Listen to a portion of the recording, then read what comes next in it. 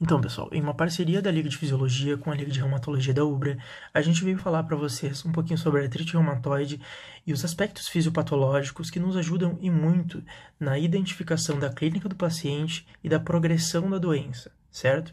Então, quando a gente está falando de artrite reumatoide, a gente tem que entender que existem alguns fatores desencadeantes da doença, que aumentam a susceptibilidade do paciente a desenvolver essa doença, que são alterações nos genes HLA-DR1 e HLA-DR4 e fatores ambientais, que são a exposição ao fumo e a um patógeno específico no trato gastrointestinal. Quando a gente está vendo, então, a gente tem que entender que existem duas proteínas importantes no nosso corpo, que são o colágeno do tipo 2 e a vimentina, que elas apresentam em sua composição um aminoácido chamado arginina.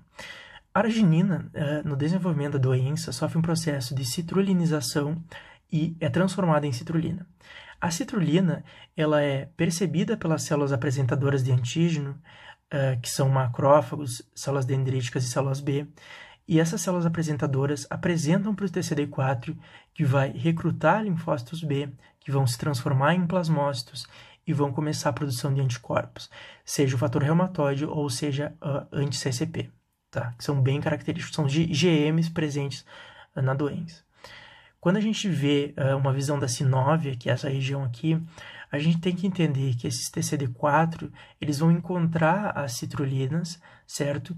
E eles vão começar, então, reações. Eles vão ter a produção de citocinas inflamatórias, que é a interleucina 17 e interferon gama, que tanto vai recrutar macrófagos, como vai fazer um feedback para esses TCD4. Esse feedback é importante por quê? Porque ele faz com que o TCD4 ele expresse na membrana dele o RANKL, que basicamente vai encontrar o rank dos osteoclastos e vai começar um processo erosivo no osso, certo? Esses macrófagos, que são recrutados pelas citocinas, também expressam citocinas próprias, que são as interleucinas 1 e 6 e o fator de necrose tumoral alfa.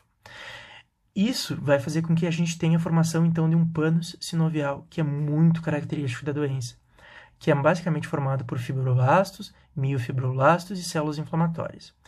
Isso vai ativar proteases que começam um processo de degradação dessa cartilagem articular. Juntando-se, então, à degradação do osso, a gente vai ter a caracterização da doença da artrite reumatoide. Outra informação importante, a gente vê aqui que a gente tem uma sinóvia preservada e aqui um processo de instalação da doença. Aqui a gente tem um complexo imune formado pelo fator reumatoide junto ao antígeno. A gente vai ter, então, aqui o pânus sinovial, que é formado pelas células inflamatórias, fibroblastos e miofibroblastos, degradando, então, a cartilagem articular e fazendo um processo de erosão óssea aqui com os osteoclastos. Aqui a gente consegue ver bem as erosões ósseas, certo? Nesse raio-x. Quando a gente está falando sobre um review dos critérios diagnósticos, a gente tem basicamente o mais clássico de 1987 e agora um de 2010. Aqui o Colégio Americano de Reumatologia, ela põe 7 critérios, que são a rigidez matinal, que tem que ter até 1 hora, pelo menos 1 hora de evolução até a melhora, e a gente tem que ter artrite de 3 ou mais áreas articulares, artrite de articulação das mãos, artrite simétrica, certo? Nódulos reumatoides, a presença de fator reumatoide e alterações radiográficas. Essas alterações radiográficas fizeram com que, em 2010, o Colégio Europeu, juntamente com o Colégio Americano, eles repensassem um pouco essa caracterização da doença.